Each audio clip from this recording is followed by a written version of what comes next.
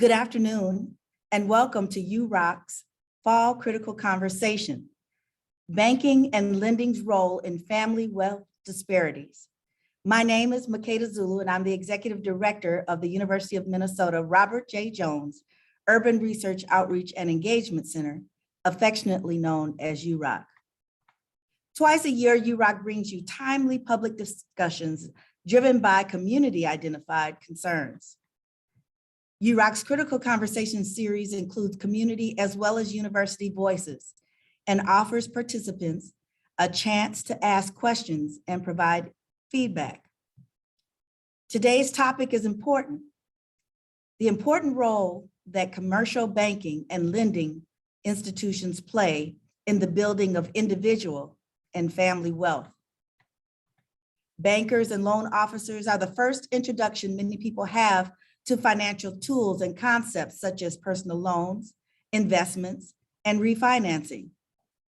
Too often, banks miss opportunities for clients as well as for themselves when they deny people of color access points to wealth building tools like IRAs, lines of credit, investment vehicles, budgeting and tax strategies, and financial pathways to home ownership. Before I introduce today's event moderator, I'd like to present UROC's highest honor, the UROC Rock, two individuals who have had tremendous impact on UROC's growth and success over the past decade. First, let me explain the UROC Rock. Chosen from the banks of the Mississippi River that flows from headwaters all the way down to Louisiana, and decorated by staff of the university, the UROC Rock is a symbol of gratitude, a recognition of great work, and we hope, a reminder to its recipient of the strong and steady support they have given this organization. Our first recipient is Andy Ferko, Associate Vice President for Public Engagement and a professor of higher education in the College of Education and Human Development at the University of Minnesota.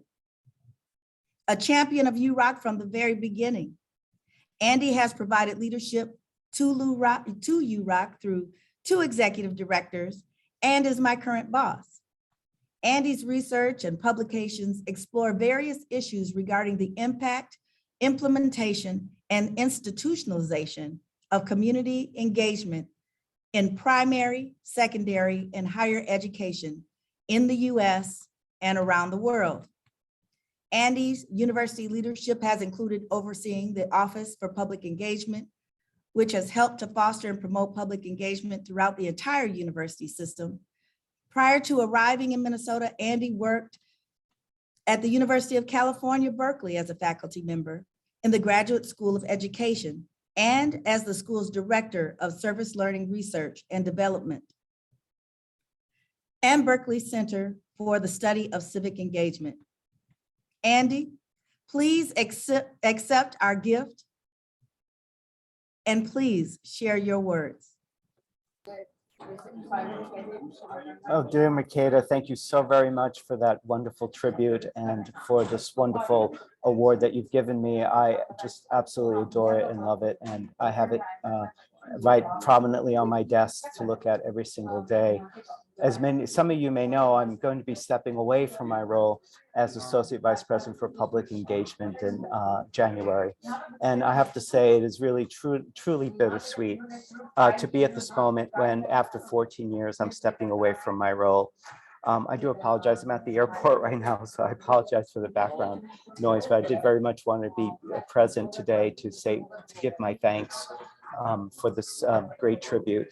You know, when I began my role as Associate Vice President for Public Engagement, UROC was just getting started and has been a true inspiration to watch as a hope and dream, as we watch this hope and dream come to fruition and develop into what has become really a national model for doing university community engagement work. And I just want to let you all know that what an honor and a privilege and joy it has been for me to work alongside with all of you as I take my next step as a full professor in the College of Education and Human Development. Please know that I will continue to support and champion UROC's work and to advocate for all of us at the U to make our engagement work better every single day. So thank you enormously for all that you've given to me and our communities and our university. And I want to thank the enormously gifted and talented team at UROC for the amazing UROC Rock. I love it, as I said, and I will treasure it immensely. And thank you all for the work that you do every day to work in solidarity and partnerships to make our community better. Thank you so, so very much. Thank you, Andy. What a testament. I mean, at the airport on your way and said you had to be here. So I appreciate you taking time out and for your support always. Thank you so much. Yes. Our second ROC recipient is William English. He is a founding member of UROC, Northside Job Creation Team, better known as UROC's NJCT project, a university and community collaboration which has surpassed its original goal of bringing more than 1,000 living wage jobs to the Minneapolis North Side. A longtime activist and workforce advocate, and I know he doesn't necessarily like to be called an activist. He's a hard worker. Bill is a former vice president with Control Data Corporation and a founding member of Sabathani Community Center and many other community organizations and initiatives, including UROC. Bill has devoted more than 10 years of service to UROC as the NJCT Community Project Director and has been a steady, compassionate, always welcome voice of innovation and change. Mr. English, please accept our gift, and we would love to hear your words. Well, thank you, Makeda, for those wonderful words. Andy, I'm proud to have been associated with the work and the support you've given UROC. But first of all, I'm going to share what this rock looks like to the participants. I have mine handy, so I hope you all can see it. I don't know how it comes across on the screen, but this is the UROC, and I will treasure it forever. But just a few words. First of all, UROC from the beginning was an idea whose time had come. There was community opposition to UROC because all kind of false rumors were spread. And the university had made some mistakes with doing a survey that had really ticked off the Northside community because it invaded their children's sexual lives, etc. And the community was very angry. The general college had been shut down for reasons, good, bad, or indifferent, however one wants to see it. And so there was a lot of anxiety and anger at the university. But thanks to Dr. Robert Jones and others, including former President Brunix, they were committed to going through the trials and tribulations to create UROC. The North community, and I know I can speak for many, and yes, I don't particularly like the term community activist, only because some people use that to dismiss you. I consider myself a servant leader. And so I prefer to be called that, but I have never been afraid of acting on behalf of our community. That's what I do. That's what I was born to do. And my mother challenged me because she always said I owed. And now just a brief experience about UROC. UROC has been welcomed by this community. We claim it. People have said, no, it don't belong to the whole world. It don't belong to the old city. It belongs to North Minneapolis. And of course, I push back and say, no, it's geographically located, but it is there to do urban research from wherever. And the institutions that have visited there from other colleges to look at this experiment in creating urban community-based research is still a work in progress, but it has made substantial progress and received national recognition in several cases. So I'm proud to have been associated with the work of the North Job Creation Team. I'm proud to have had a step in helping the university recognize this facility should be named for Dr. Robert J. Jones, who is now the Chancellor of the University of Illinois. And I had the opportunity to sit in his box last week at the Illinois football game where we couldn't cheer loud for the Gophers. But beyond that, I'm welcome the words from Dorothy Bridges, a colleague, of course, Dr. Brewer, who's done so much as an international scholar, and one that I study her work, I read her publications, and just knowing her history at the university means she's an amazing panelist today. I can't wait to hear from her. Thank you all for the gift. I will remember it. And the old man is not going anywhere. I'm going to be a champion for UROC and the university as long as it does the right thing. And I'll be their worst nightmare when they don't. Thank you so much. That's community right there. Can we all just give a hand for Andy and Mr. English? Thank you both. Thank you both so much. And so tonight, I get the honor of telling you a little bit about our moderator. Tonia Brinston has walked the talk in her own journey with conquering debt and wealth building. An award-winning financial capability educator with the University of Minnesota Extension and CEO of SLAP Financial Consulting, LLC, Tonia has championed every opportunity to bring financial education to her community. Although she is a native of St. Paul's Rondo community, she has lived, worked, and served in North Minneapolis for the past 13 years. She began her career in financial education with Lutheran Social Services in 2016, where she reached over 800 senior citizens in fraud prevention workshops and presented over 300 general financial education workshops each year. And we know that's important because we know that many of our seniors had been a victim of the mortgage foreclosure crisis. In 2018, she served as the lead project manager of Get Lifted, a program designed to create lasting financial wellness and reduce the shame and stigma associated with personal debt. As a result of this initiative, Tonia was nominated and honored with a 2018 Finance and Commerce Top Women in Finance Award. Tonia is also a certified financial educator, a member of the Association for Financial Counseling and Planning Education, ACFPE, and a graduate of the Neighborhood Development Center's Planet Entrepreneur Training.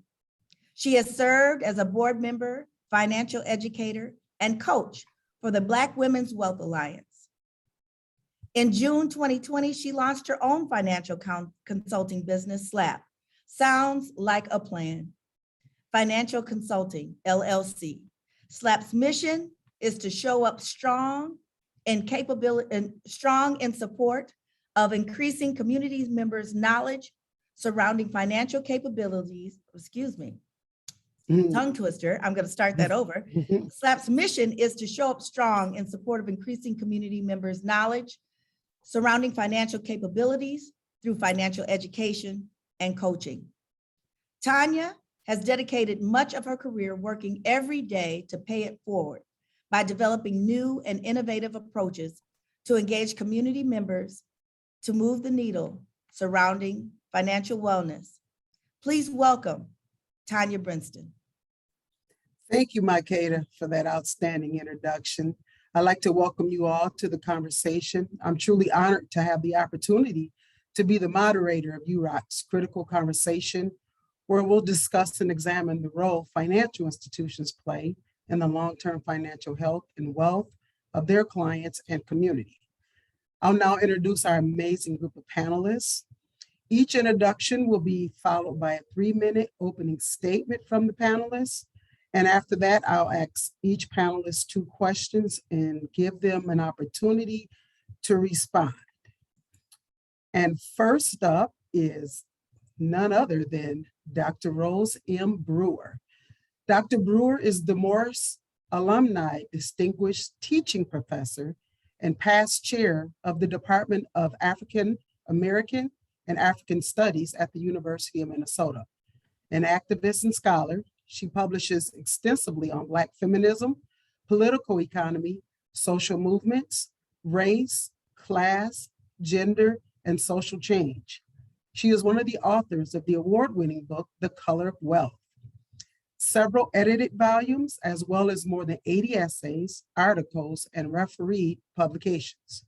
She is a 2014 COA Dean's Medalist, a member of the Academy of Distinguished Teachers, and a 2013 winner of the American Sociology Association's Distinguished Teaching Award.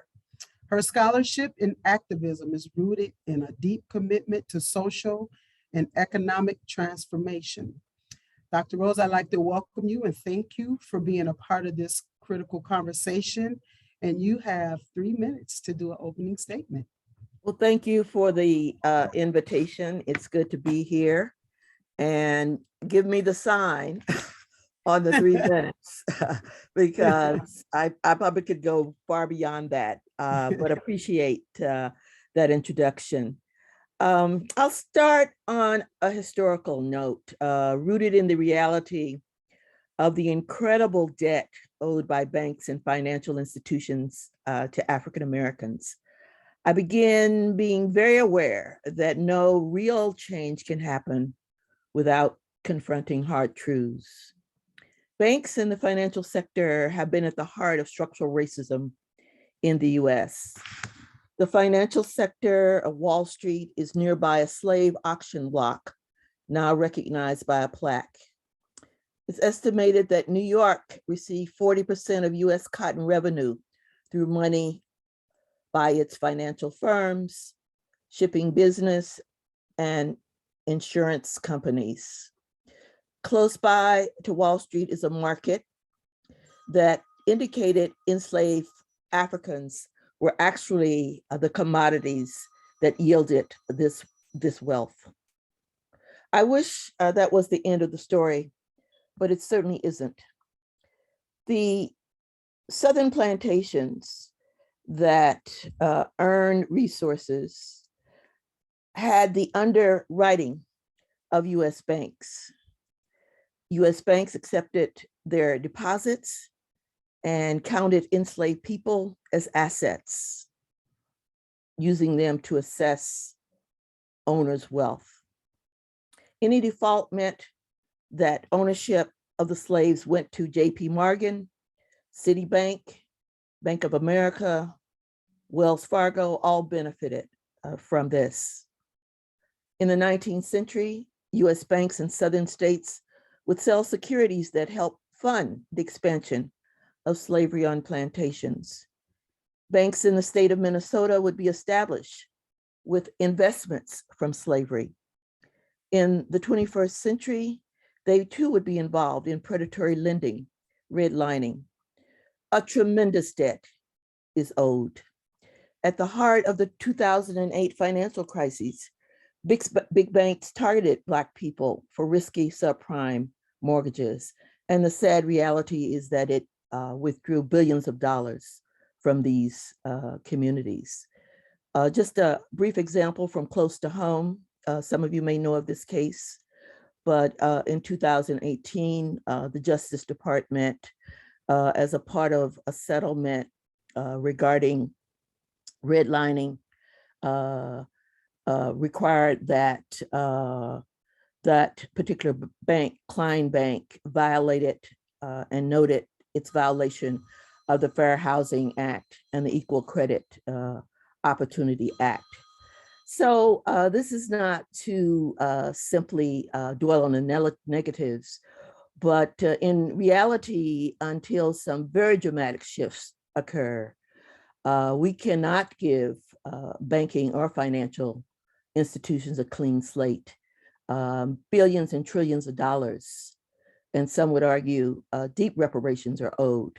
So I want to open up on that clear note, the reality that we're contending with, and the ongoing struggle around fairness and justice when it comes to financial equity and transformation, not only in this country, but certainly in the state of Minnesota.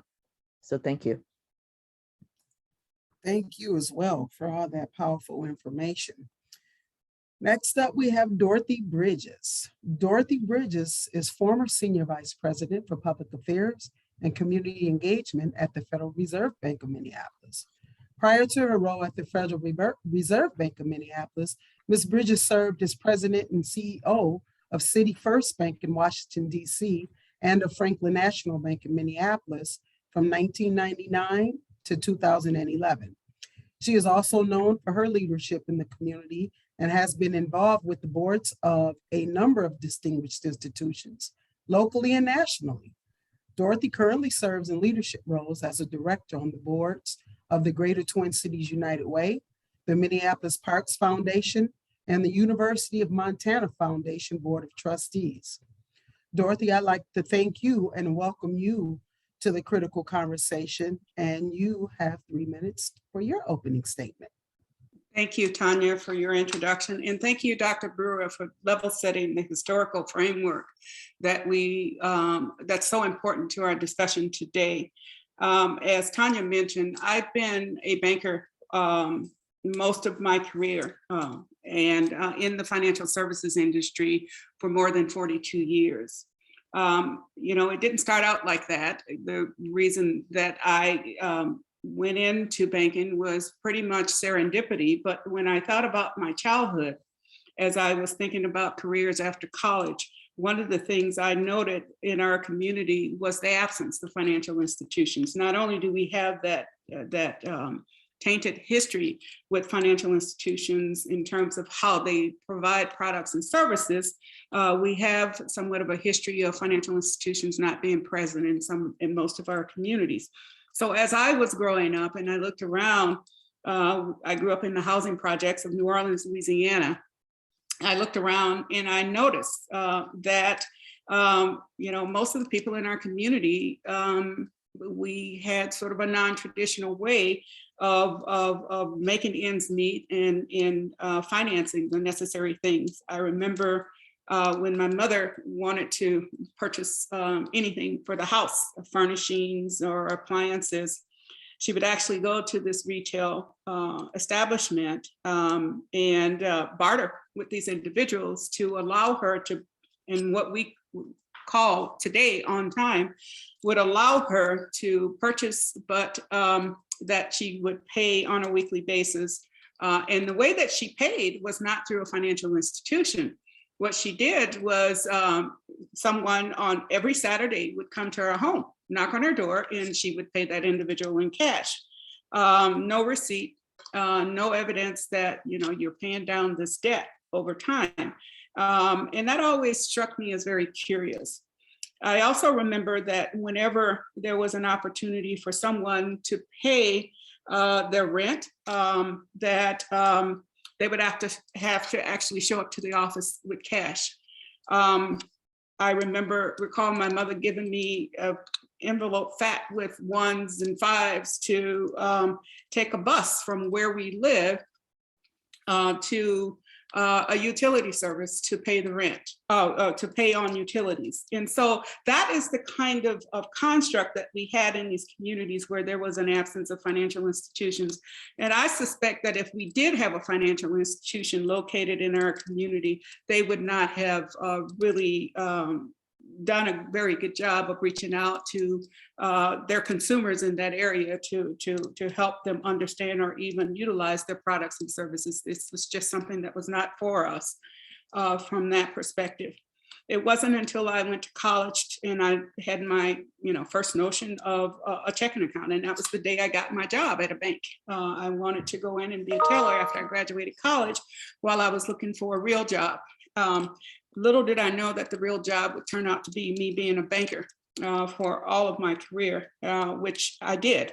And I always felt that financial institutions should look at communities as being better off for their existence, and that those communities should not only be better off, but they should thrive as a result of the presence of financial institutions. And then the advent of credit unions came about, and they're looking more and more like financial banks right now. So there's not much of a difference there unless you have a very, very specific goal for a credit union. In addition to that, regulation has certainly played a key role in the way that financial institutions view communities. And it used to be when I was a banker before I became president, that thing called Community Reinvestment Act was a necessary evil. And the goal for you would be that you would do just enough to get by, that satisfactory was sufficient enough.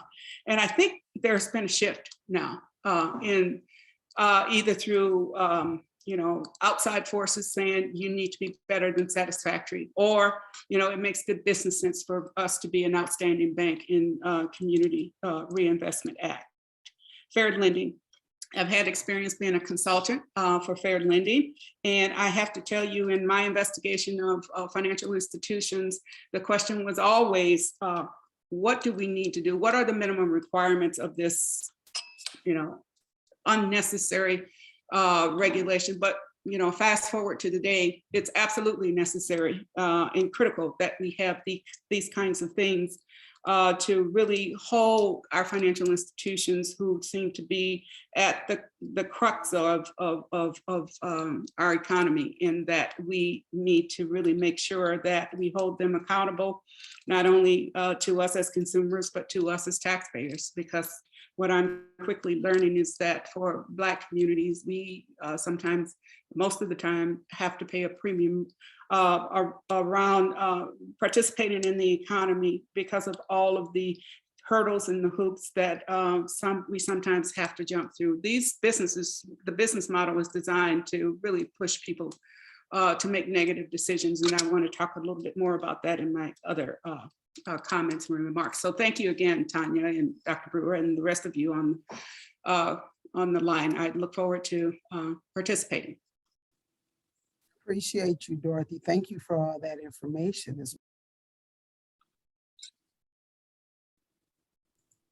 Next up, we have Kenya McKnight Ahad.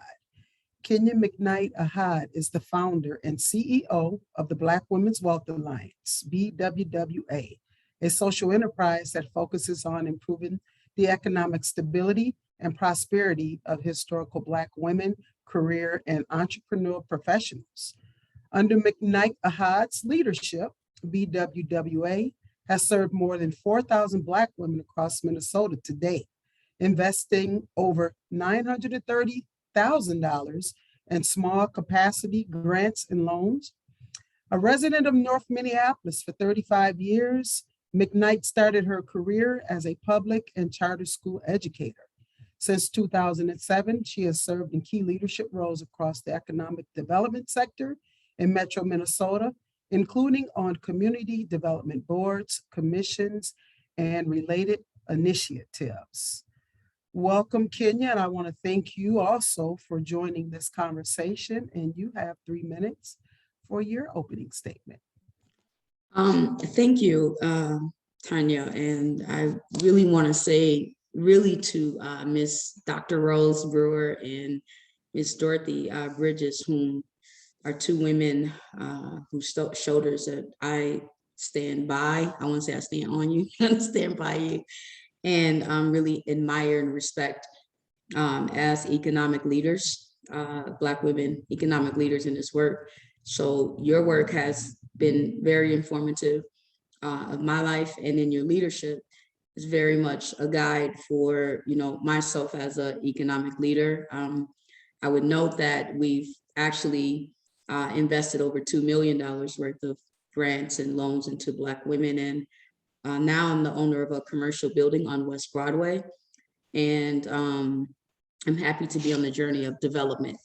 And so in that, I have, a lot of economic information from the two stakeholders we just heard from before me, which I'm so grateful for. And I think we need to always be mindful that the work we're doing is really not new. It is, a continuation of work of those who have come before us. And so I see it very much as that. The role of lending in the Black community is central, I think, to our vibrancy and the longevity of the Black economy. And be it traditional banks or Black banks, it's a central piece for our economy. And I think, as noted prior to me, is that there's a long history of financial damage, disruption, and disservice to the Black community that really has operated as a central extractor of wealth, accumulation on many fronts. And that can be seen through sharecropping, which is probably an informal lending process of folks being duped into believing they were owning something that they can never pay off. And I think those sort of practices became institutionalized into what we see as banks today. A lot of stolen land from false forfeitures of land from banks, and a whole history. And we saw the largest percentage of Black wealth robbed from us in the 2008, 2009 housing crisis, right? It was a time where Black folks lost the majority of our wealth. We didn't have diversified strategies. We owned homes, and our elders lost their homes. And so, and that was a crying shame. And definitely banks own a lot of that. And so they should own them, saying they're responsible for a lot of that financial behavior that happened. And I think for me, there's a lot of trauma that has resulted from hundreds of years of financial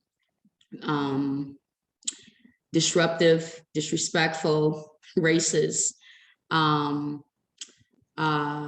capitalist behavior that has not gone away. We still see that today. And we've gone from a state of owning at least 19% of property in the US post-slavery to owning less than even 12% today. So this constant disruption has really put us in a state of consumerism, where we are now at a place where, thankfully, for the new energy that we have in our community, amongst all levels of leaders, and certainly younger leaders, prior to that, I think we're kind of dealing with this state of not believing or approaching ownership of assets, not having broad knowledge and information beyond financial literacy around asset building, which, by the way, there's a difference. And so I think we've been so locked out of the system from this behavior that has created a space where I think we're looking at 98 years to close the gap, the wealth gap between Black and white people. And it's not because of, and I know I'll wrap up here, it's not a lack of interest, it's not a lack of motivation, it's not a lack of desire, it's a lack of education, information, and knowing where and how to, build assets and access opportunity, but also not meeting the criteria that's set far beyond most of our capacities and to even qualify for the lending needed to operationalize our companies, to buy homes, et cetera. So there's a lot to be said here, as we will say tonight, a lot of work that needs to be done, and banks need to be on the front line as the first people putting up for reparations that supports our not only nonprofit communities, as they're very great at investing there, but in the for-profit sectors where our economies actually matter. Thank you. Thank you, Kenya. Appreciate it. Next up, our fourth panelist is Felicia Perry. Felicia Perry joined the WBC team full-time in 2018. She now serves the Northside business community as the executive director of the West Broadway Business and Area Coalition. She brings a wealth of experience in marketing, entrepreneurship, project management, finance and accounting, and community engagement to the corridor. Currently, her work on West Broadway has expanded to co-chairing the Minneapolis Forward Community Now Coalition, co-chairing the Blue Line Extension Business Advisory Committee, and co-chairing the Destination Northside Coalition. Felicia, I would like to welcome and thank you for being a part of this conversation. And you have 3 minutes for your opening statement. Thank you so much, Tanya. And thank you to the other panelists as well. I feel honored to be sharing this space and this platform with everybody. I really appreciate how Dr. Brewer grounded us in the historical context of banking and lending. And it's a context that I hear over and over again in my work, where people have stories of how what she's saying contextually like happened to their family. And as we start this conversation about how disparities in banking and lending have affected a family's ability to build wealth, I think it's really important to help make those connections as to like how that impacts the entire family and that family's ability to build a life, to achieve simple things that we're told are just simple in what you do, like go to college, be able to resource going to college, be able to resource being able to start a business. Whereas when I worked in the commercial lending industry, I was a commercial loan officer. And one of the things we always looked at when we're analyzing a person's ability to pay back a commercial loan is we would look at both their personal and their business finances. And so much of people's personal financials, their assets were in, their ability to be able to pay stuff was based off of what they had in their personal assets. And when you think about a family that purposely, intentionally was kept out of the opportunity to have a wealth building tool like a home because of something like a racial covenant, then it starts to connect us to how all of that put the humanity back into some of these things we think about conceptually when we work in these spaces sometimes. So I did want to offer that up. And I think what kind of brings me to this space is a true desire to figure out other ways to do it. One of the things I've learned, and I continue to hear even now as we interact with financial institutions, where we're trying to figure out, how can we make this more equitable? How can we do things a little bit different?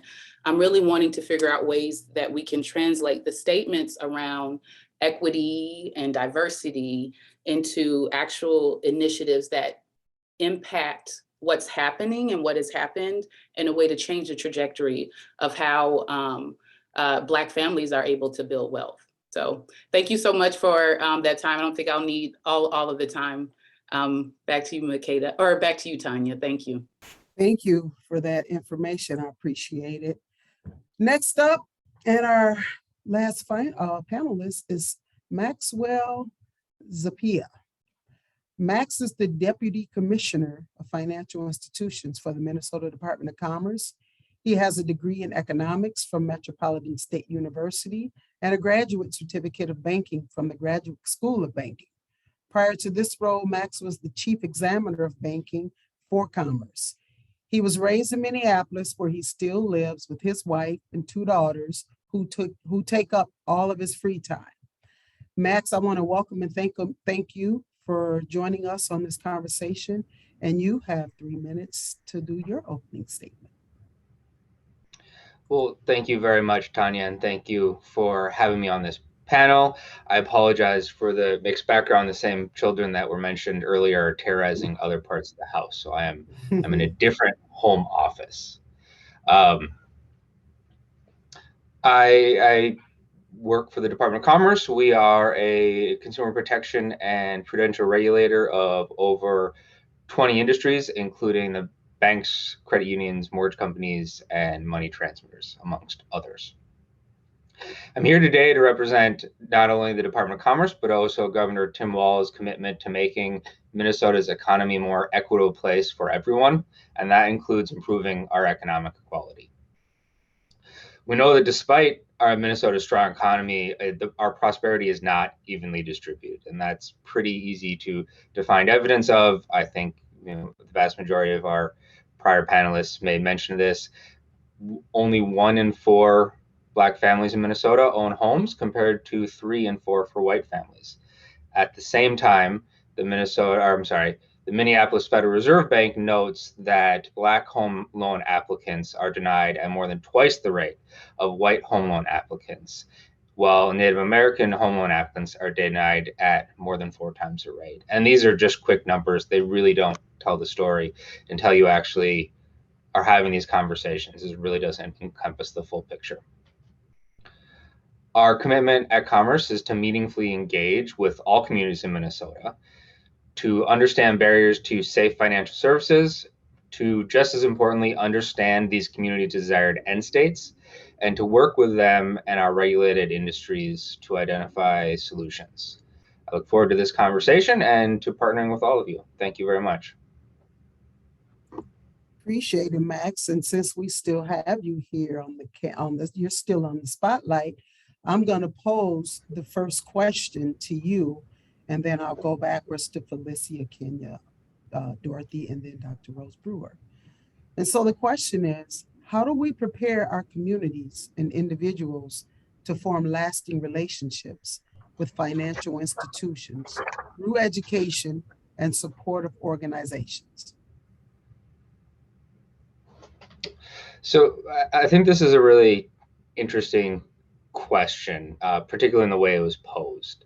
And as I should acknowledge as the only white male on the panel, I want to be really careful with how I answer this and be clear that community themselves have the agency to define successful outcomes.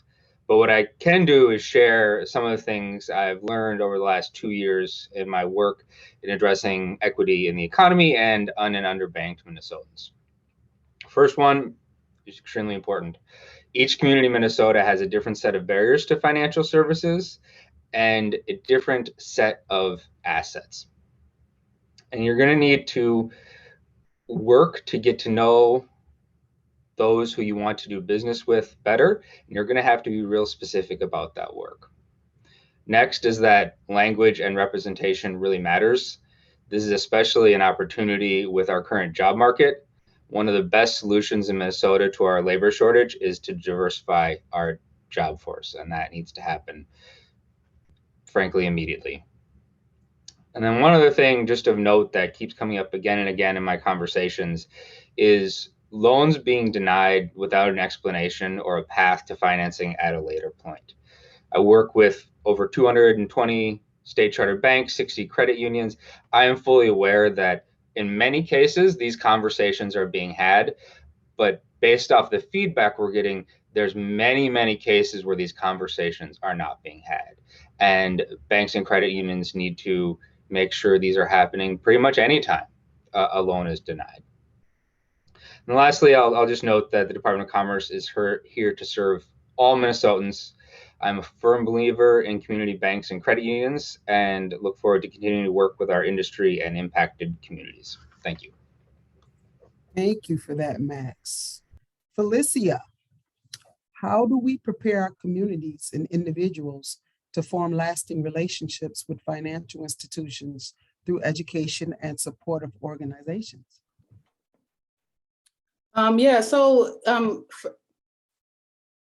My perspective around this is, thinking pretty holistic about it all. There's organizations like, say, West Broadway, and part of the work an org like this can do is make some of those connections, those institutional type of connections through our network, right? So leveraging the network in that way to connect people directly.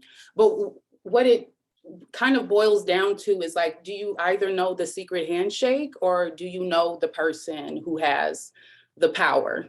And so we can go through a lot of like educational training programs. I think a lot of like Black folks are, we know the importance of this. I mean, there's classes, we got Queennomics, there's a whole Black Women's Wealth Alliance available to folks to learn, and yet still those barriers and disparities still exist because that institutional knowledge that a lot of us are kept out of still exists. So the folks who know those inner workings, who know the people with power, end up benefiting no matter what the setup is, no matter what the initiative is. So I think what'll really be important in order for Black folks to be able to really build those relationships is for banks to find the value in building relationships with Black folks.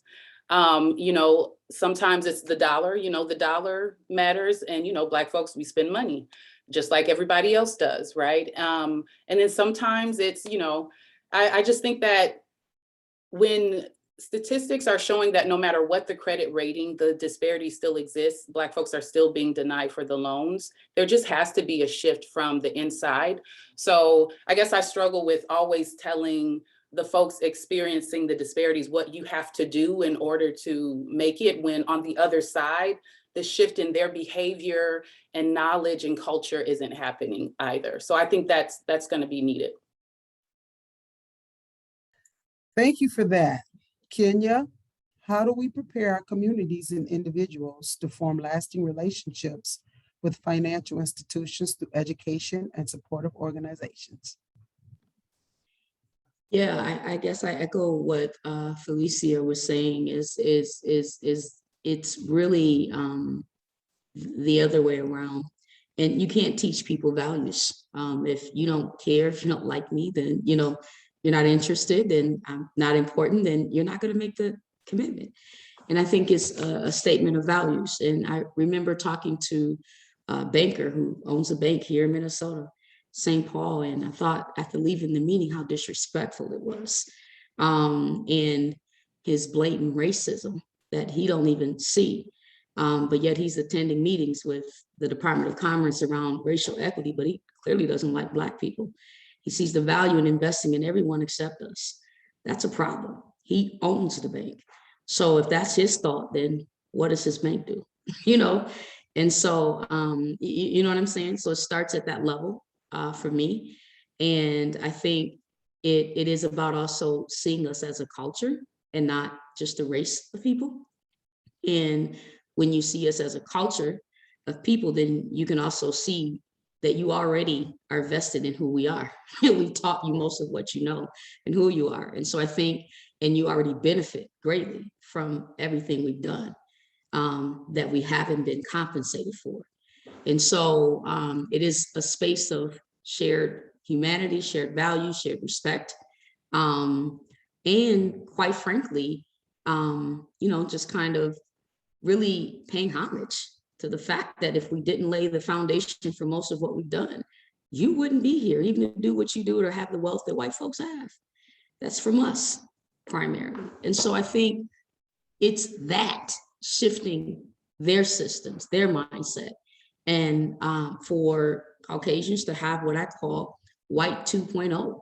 How do you live in a space that's shared with other humans where you're not centered as the authority or the priority, any of that? So I think it's more of that than us.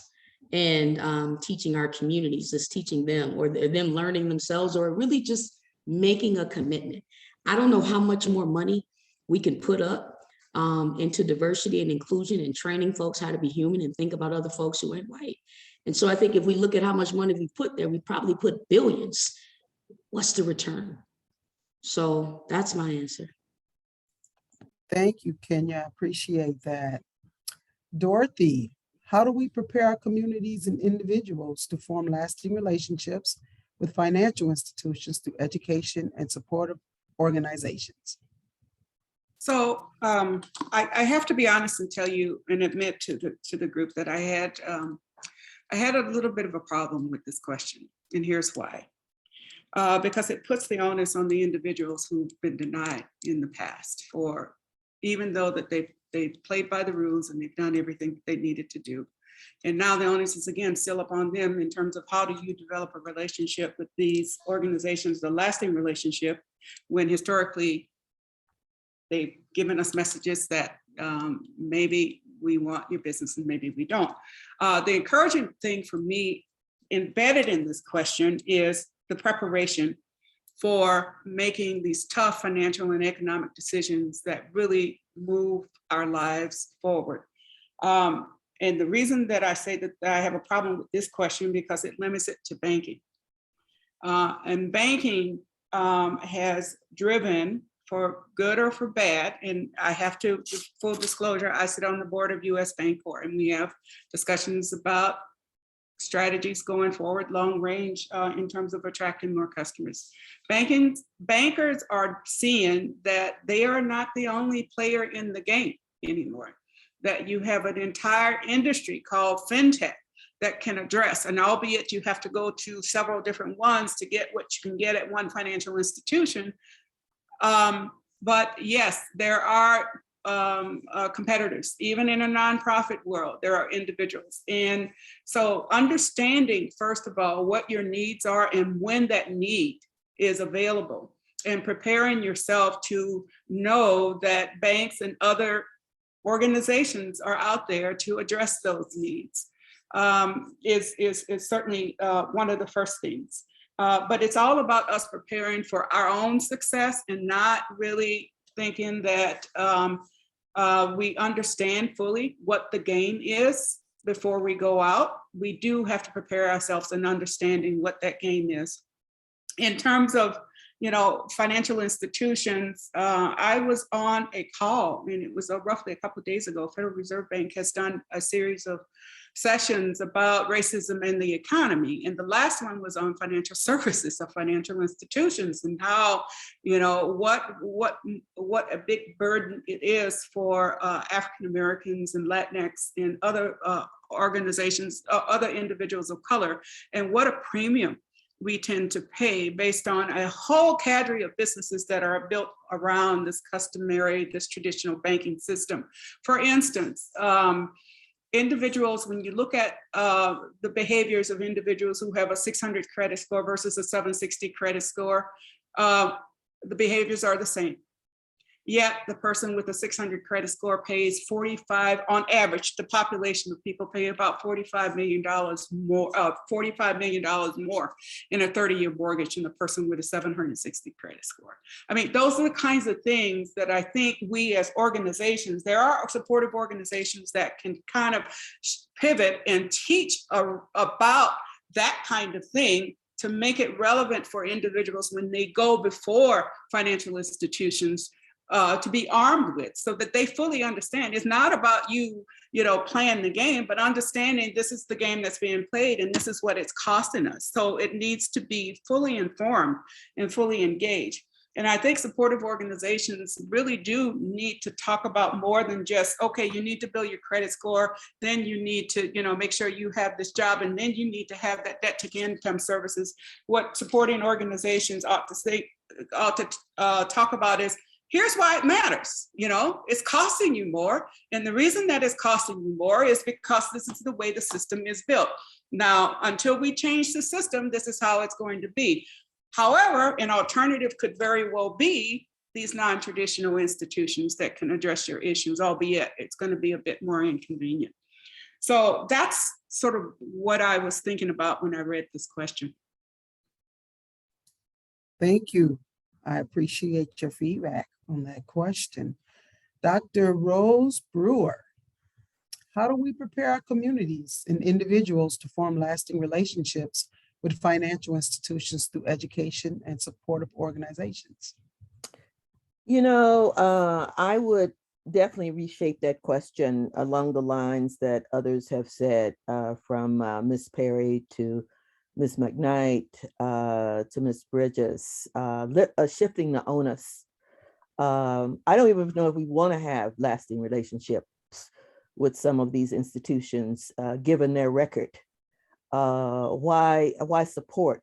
Why not challenge? Why not question? Mm-hmm. And, my own work in political economy understands quite clearly that it's not only what's happening in the US regarding these really untoward practices, but the globe is understanding that the expropriation, the theft, the bad behavior that almost brought this country to its knees, and globally since 2008 and 7. We can't forget that. I would say having eyes wide open obviously, and I think Ms. Bridges is right, we don't have a different order, but that doesn't mean we cannot deeply critique and ask hard questions about the nature of the practices of this system. It is a travesty that the majority of people, and disproportionately African Americans, have so little wealth, and a tiny, tiny percent. They used to say, you don't hear this much anymore, the 1%. And it's certainly gotten worse. COVID hasn't helped the matter. The billionaires have gotten even more billionaires, all underwritten by the financial laws. They say this is a country of law. It's a country very specifically of certain kinds of laws to keep certain kind of power in place. I think our community needs to be very clear with eyes wide open about what we're dealing with and whether we want to have a relationship under these kinds of conditions. So if we don't have that relationship where the resources flow, what kind of relationships do we want to build? I do know that I guess it was as of maybe last year or so, there was a public banking act that would create public nonprofit banks to address the needs of millions of underbanked and unbanked Americans. And, most of our community, the African descendant community, the Black community, falls in disproportionality into that. Now, whether or not that will ever get traction, given the makeup of the Congress, but the fact that it has been mentioned as a real, I think, critical interrogation of the uneven playing field that the current financial system has almost complete power over. So as my other panelists have said, the framing of the question is a little off, but I would just say eyes wide open. What are the alternatives? That something has to give in this very unequal financial, whether it be banking or other financial entities. And I'll just leave it at that. Thank you, Dr. Rose Brewer. And since the spotlight is on you, you get to start with question number 2. All right. I'll do it. Okay. What are the unseen and unknown barriers that individuals, families, and communities face when interacting with financial institutions? Well, our panelists have been, really strong, pointing out many of them.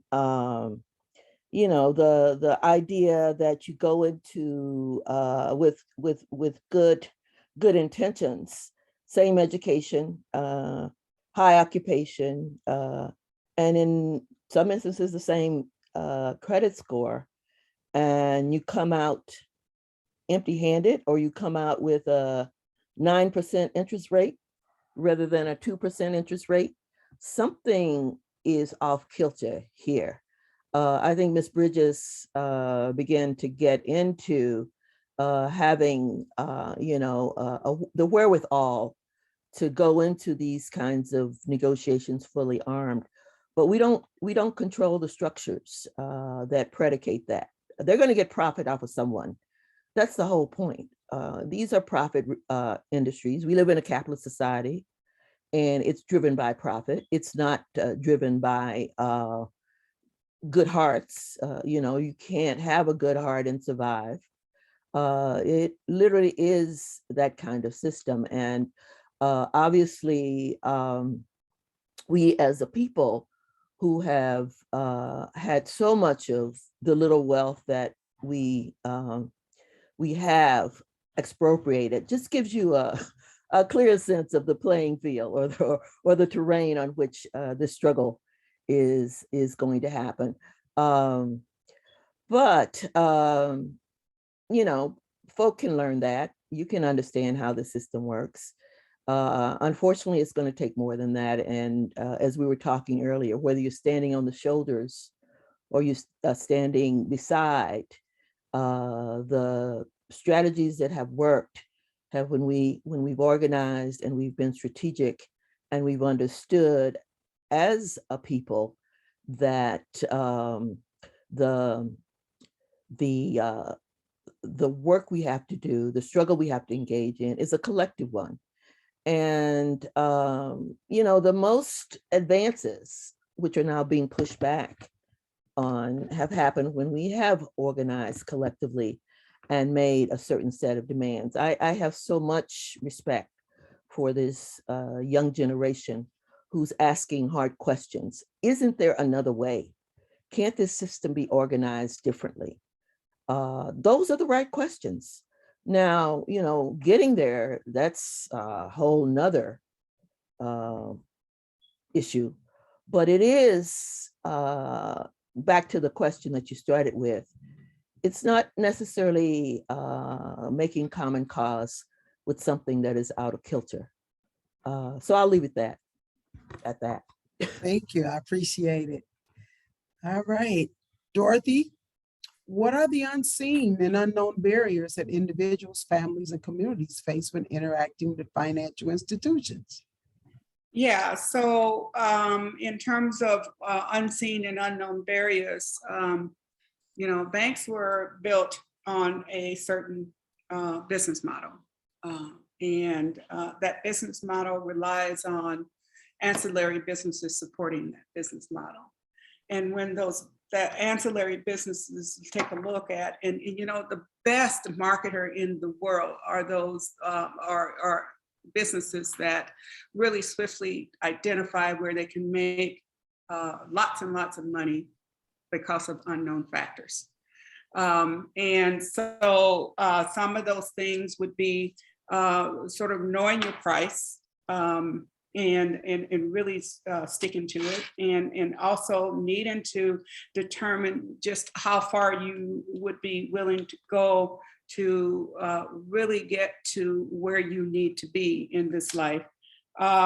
One unknown barrier, I think, that families face when they interact with financial institutions is the fact that there's a cultural difference, right?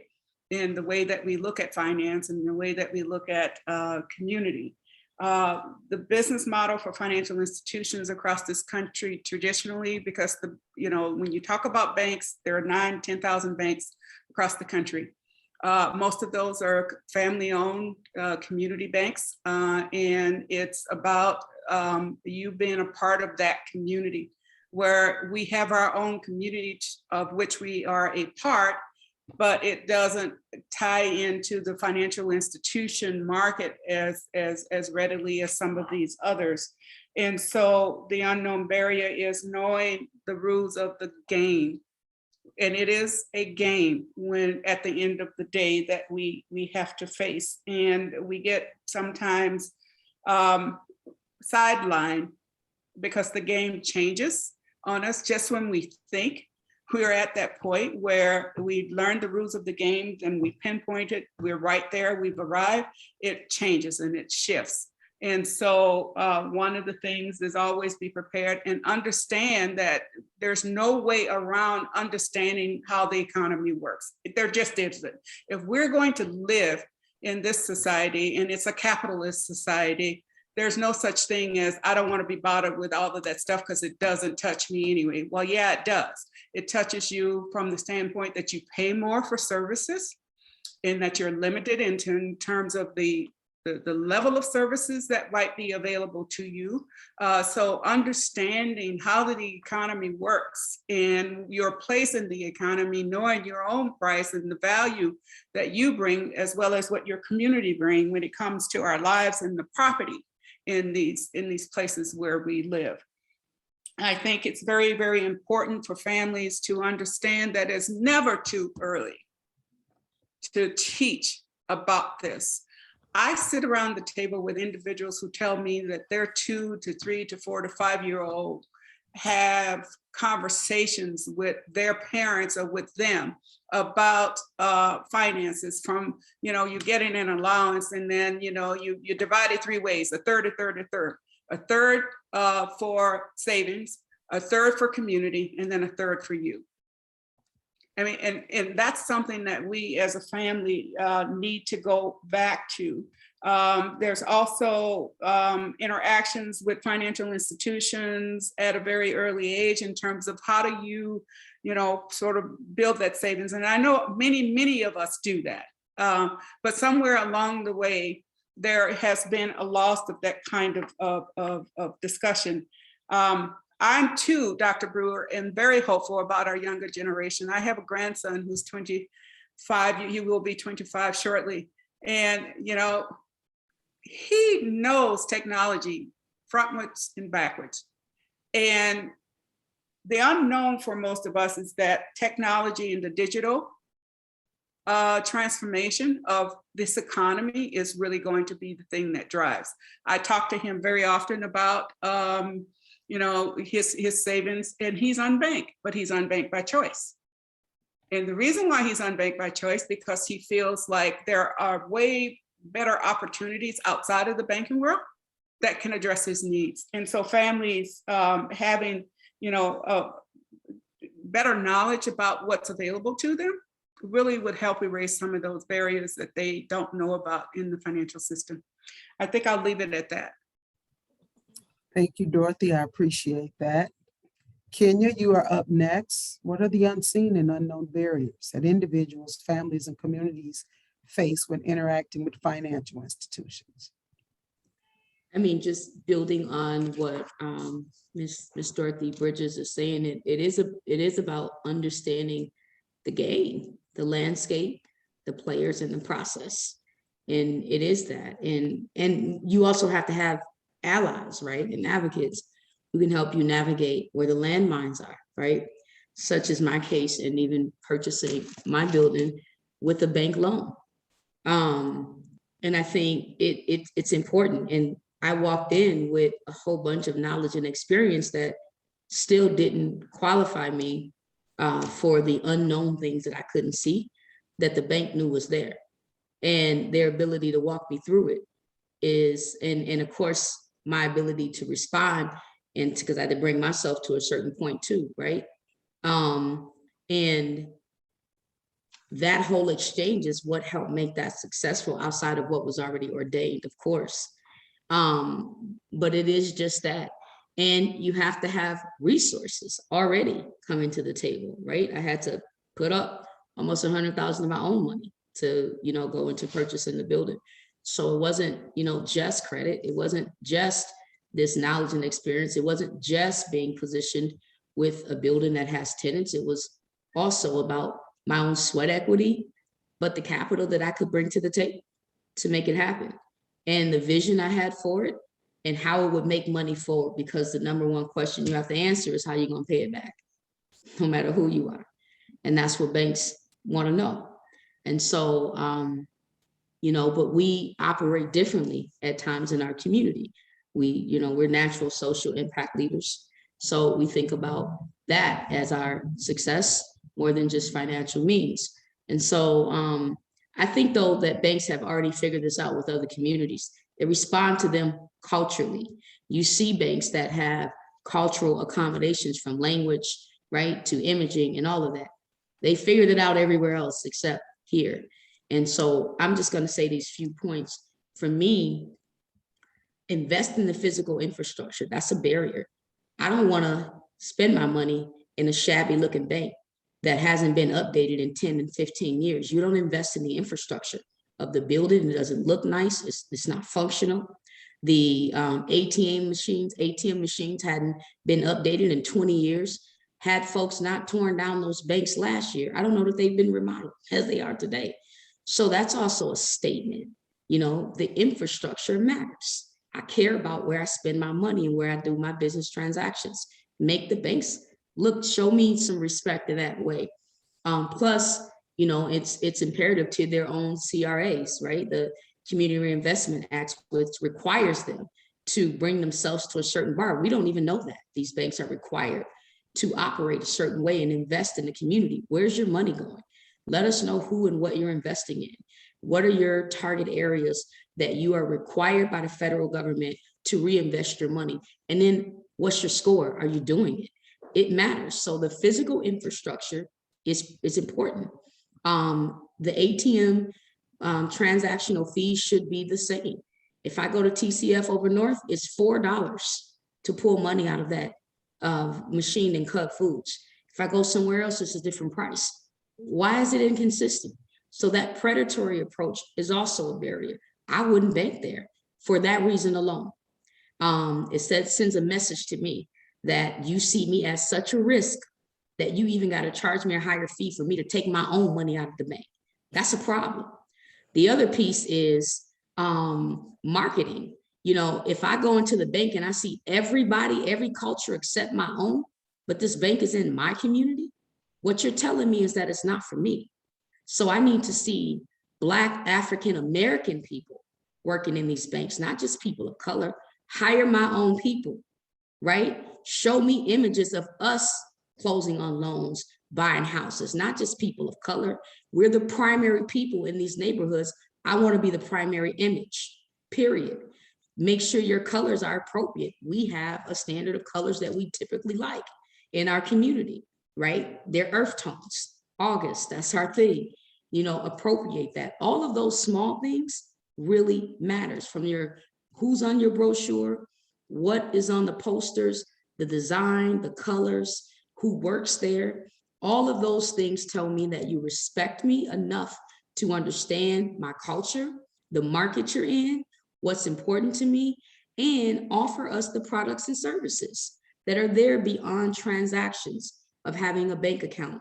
Let us know the wealth tools you have, the different types of loans and other products that you offer beyond a bank account. So those are things that matter to me. And I think without having those things, it prevents or creates tremendous barriers to us even understanding what a bank is beyond transactions of cash and a check. Thank you for that, Kenya. Felicia, you are up next. What are the unseen and unknown barriers that individuals, families, and communities face when interacting with financial institutions? Yeah, that's a great question. And I feel like the ladies before me have given so many great examples of some of those barriers. One of the first things when I was thinking about this question I wrote down was subjective underwriting.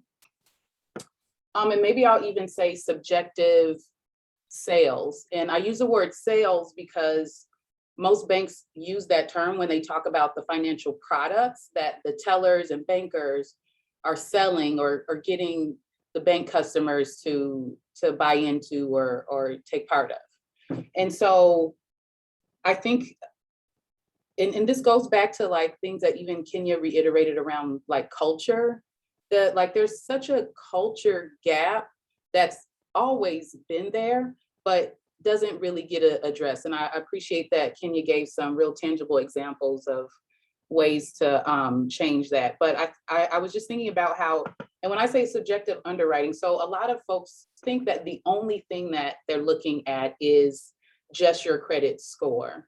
And I know for sure in the commercial lending world, it's, you know, they're looking at this financial picture of the individual and business that's applying for the loan. And so some of that financial picture is subjective. You know, they'll make their own subjective determination, the loan officer, on how successful your business will be, not just based off of your financial projections, but based off of where it's located, based off of, you know, how you look and what they know about your background. And part of that goes into this rating that they give your loan application, and that's determining whether or not you're going. One of the ways it's determining whether or not you're going to be approved. So, and most people don't know that. And so that, again, it circles back to the institutional knowledge. Do we know how this stuff works? Beyond, you know, I think I hear when people talk about, what is it, the financial wealth classes and stuff. And I'm always asking, okay, besides budgeting or besides the typical set aside 15%, like how do we learn how to actually reverse the generations of poverty? Because poverty is expensive. Poverty is super expensive for the person experiencing it and the community around them. So I just feel like the sort of barriers, again, to reiterate, around people's knowledge around how the game works, whether or not we know the secret handshake, knowing not just who we know, but how we know them or how they know us. And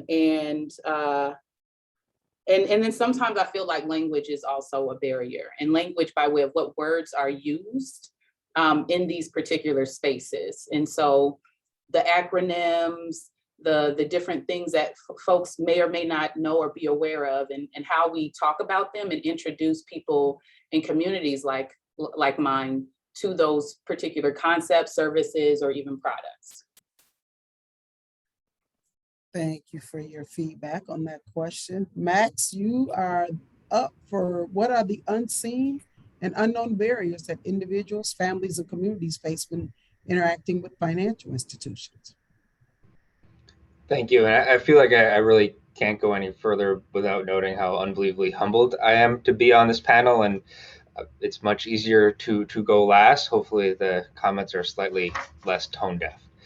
But in regards to this question, earlier this year, we partnered with members of the Black community, UROC, and the University of Minnesota on a research project.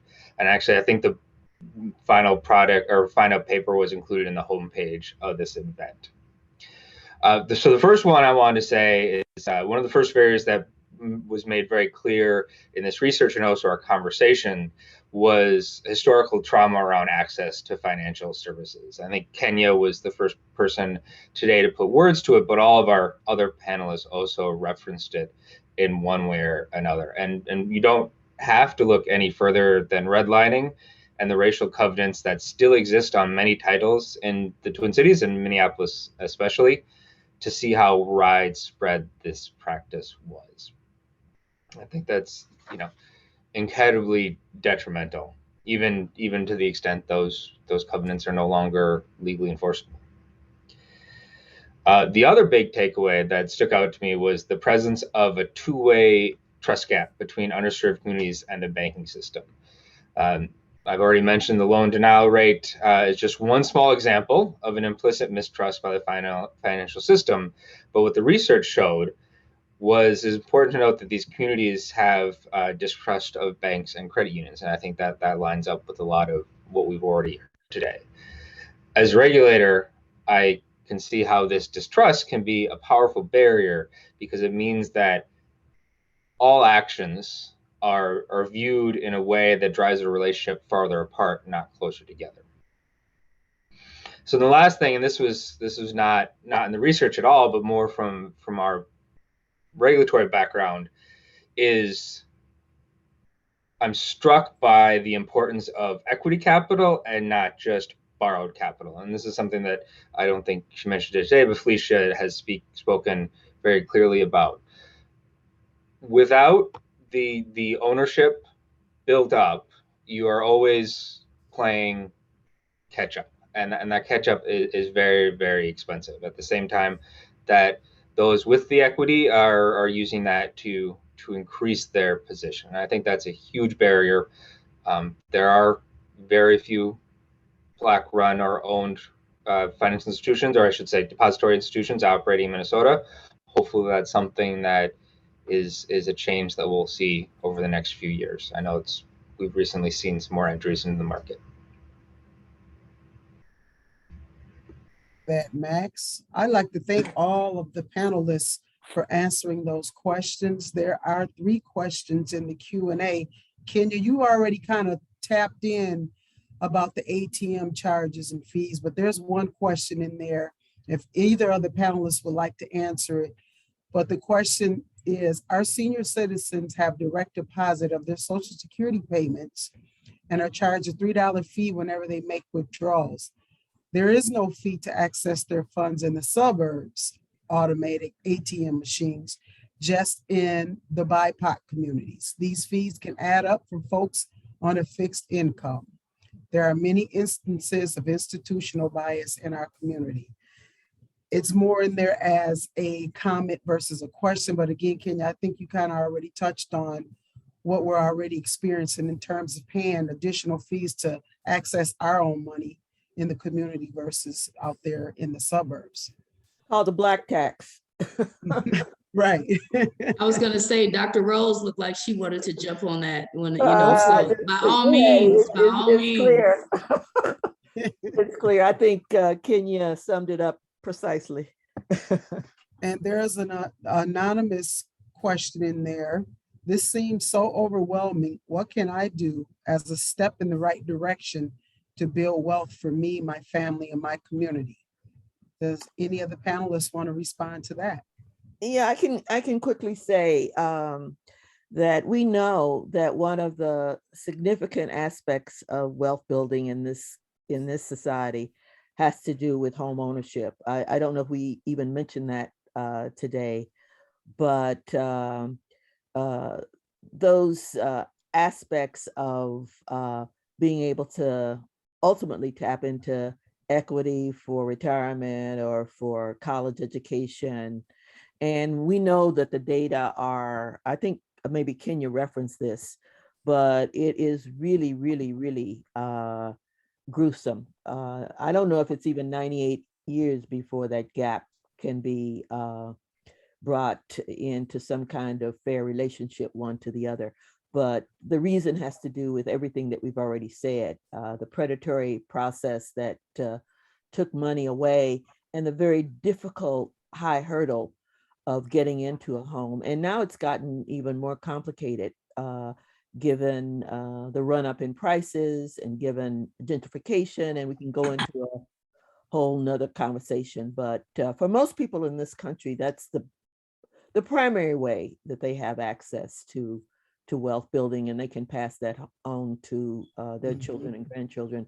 But it's been a very high hurdle for Black folk.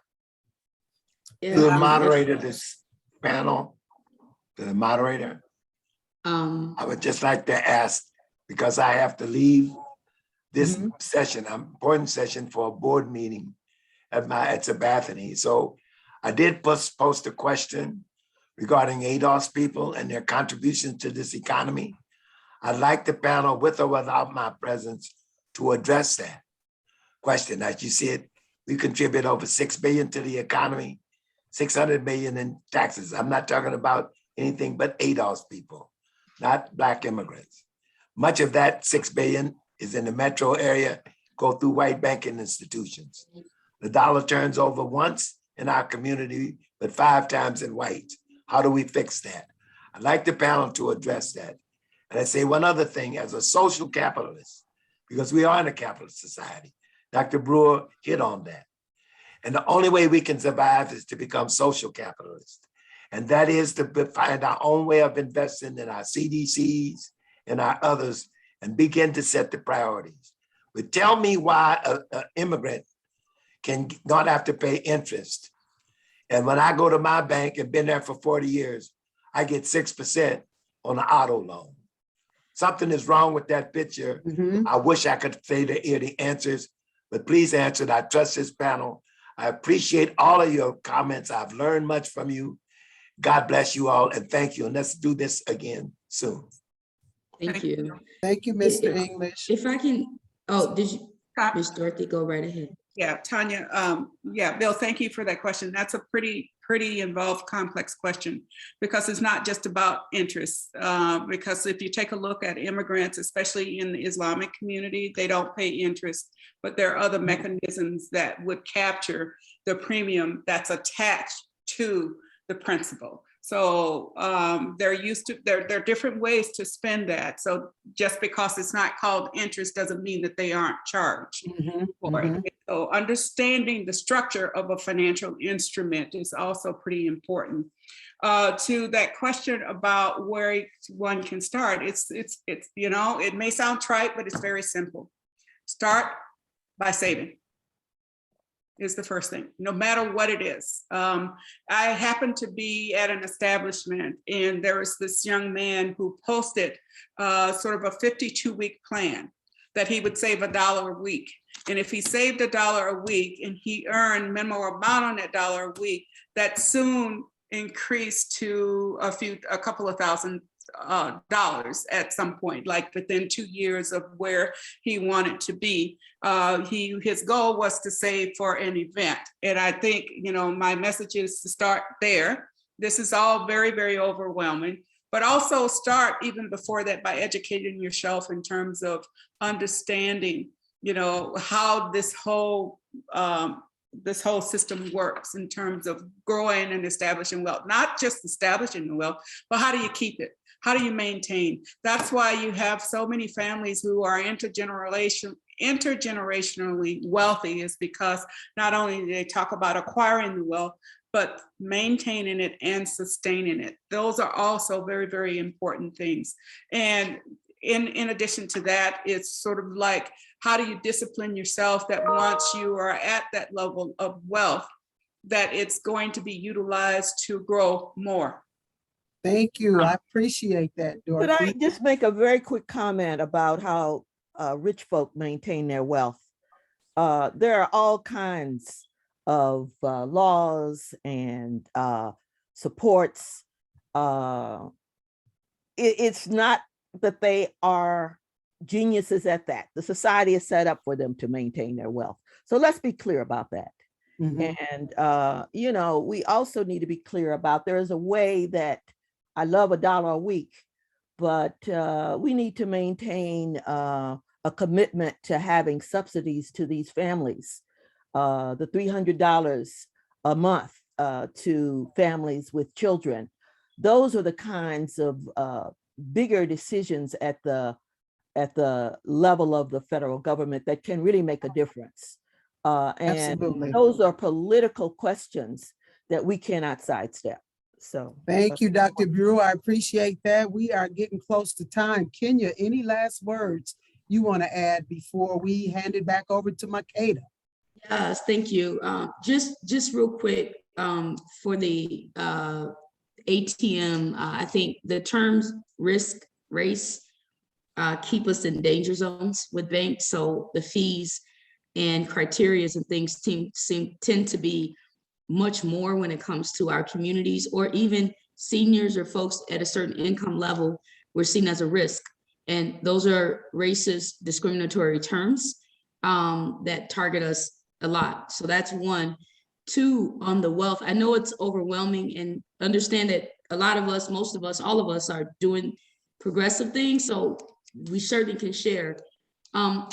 Wealth is the long game. So if it's something you're looking for now, then it isn't it, right? It's the future, it's generations. And so it's the mindset first. And I think in that, it's about investing in tools that will secure the future that you envision.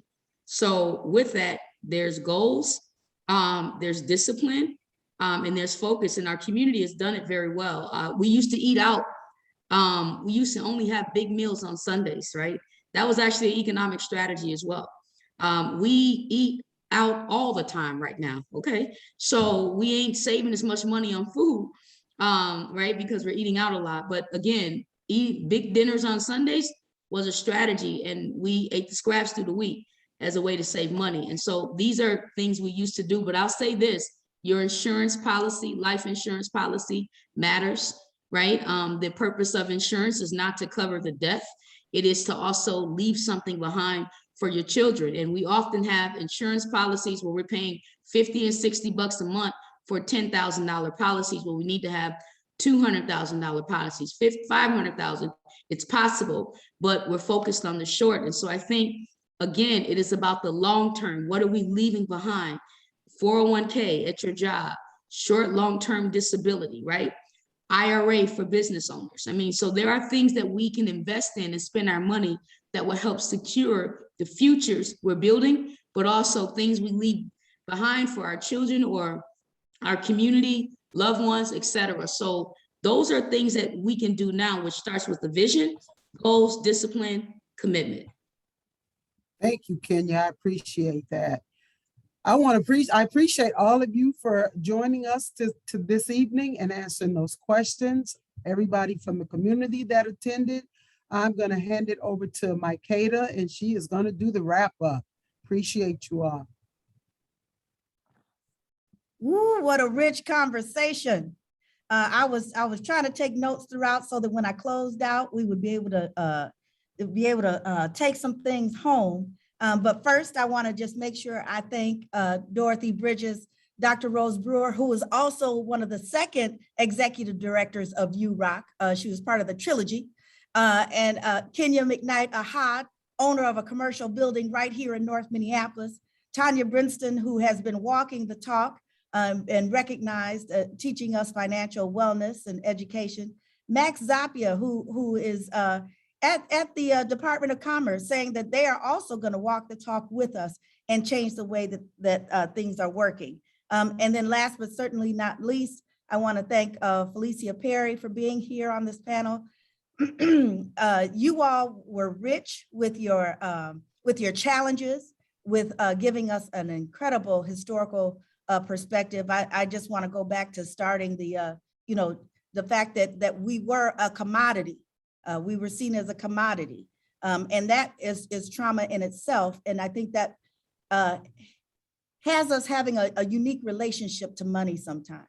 And so I'm glad that you're challenging us to, yep, that was what it was, but the game is the game. And so we need to recognize the rules and make sure that we're winning this game. So as I close out, I'm going to name a few things that you all said as solutions. One of the solutions was, well, excuse me, the first one is we need to talk to each other about money. That's one thing we don't talk about. So in our families, I know Dorothy said she talks to her grandson, but make sure that we're talking to our families and our close friends about money and how we are moving forward, so that we can pass those tools along. A third for savings, a third to community, and a third for yourself.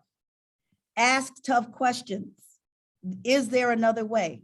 The young people were lifted up. They're not taking the way we've done it is the way we should continue to do it. Learn from the young folks. Bartering is a skill and something that we had way back over on the other side of the water, and we can continue to use. Now, that doesn't necessarily build wealth, but it certainly builds skills and make sure that we have the assets that we need just to live day by day. Budget, set aside 15%. So we said a third. I also heard set aside 15%. Another piece is to shift the blame. Being in poverty is not a part of the characteristic of African-American folks who are African descendants of slaves. We're not poor because we are not smart or not disciplined, although, I mean, well, right now it could have some discipline pieces to it, but there were structures created to keep us from building wealth. So shift the blame so that we can have a different relationship with money. Home ownership is a way to build wealth, and then using that as equity to leverage other wealth. And then last, I'll end on this.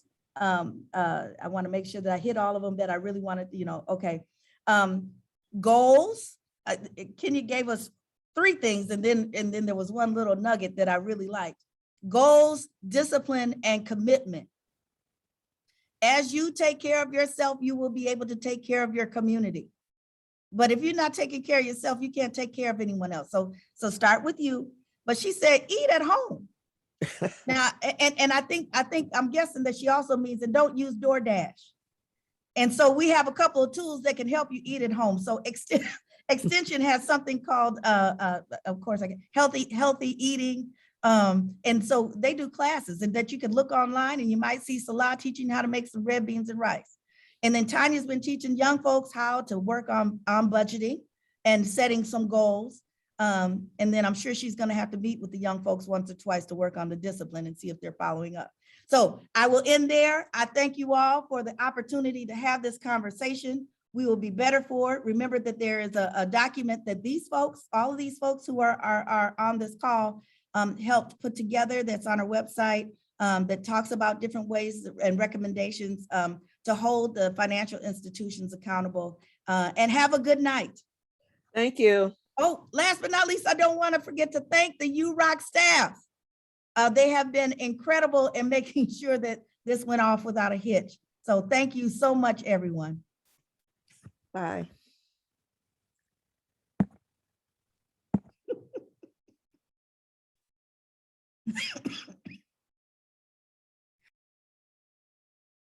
We leave too? Okay.